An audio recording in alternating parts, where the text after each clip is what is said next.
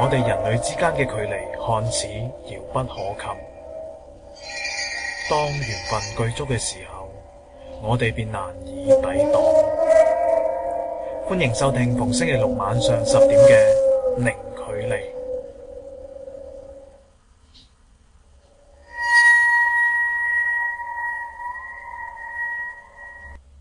Hello， 大家好，我係羅發信。咁好開心啦，能夠去製作呢一個網上嘅節目啦，零距離啦，同大家有一個好近嘅一個交流啦，去做一個靈異嘅分享。咁喺呢一集片當中咧，就未有一啲嘅節目嘅內容嘅。咁最想咧就係同各位聽眾啦講講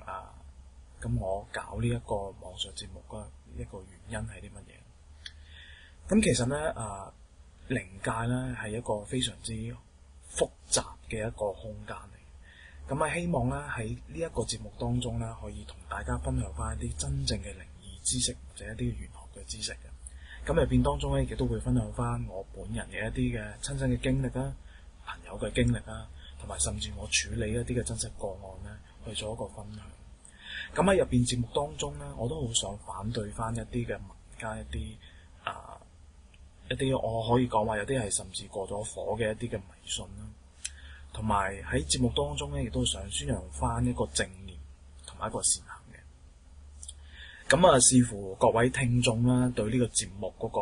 熱烈嗰個程度啦，個反應嘅程度啦，咁希望咧將來亦都會能夠邀請到唔同嘅朋友啦或者嘉賓啦，分享翻一啲嘅靈異嘅經歷啦。咁同埋節目咧，我唔會話淨係中方嘅，咁中西方嘅文化咧都會去做一個了解嘅。咁喺節目當中咧，亦都係會分享翻一啲網友啦，或者你哋可以喺我嘅 Facebook 咧叫做羅發信啦，或者係微博嗰度羅發信師傅啦，你私信俾我咁一啲嘅靈異嘅經歷啦，咁我可以喺節目當中咧，大家咧去做一個詳細嘅分享，咁當中亦咧我都會俾一啲嘅少少意見或者分析下嘅案例，或者呢個可信程度啦，或者啲靈異短片啦，我哋都可以去一齊去抽絲剝繭。咁譬如有啲嘅聽眾啦，或者有啲靈異上嘅一啲嘅問題啦，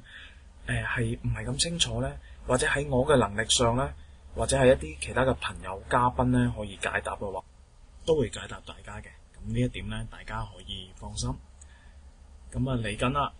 真真正正係零距離嘅第一集啦。咁就會喺12月嘅7日晚上嘅10點鐘，記住係星期六啦。咁羅發信約定咗大家咯喎。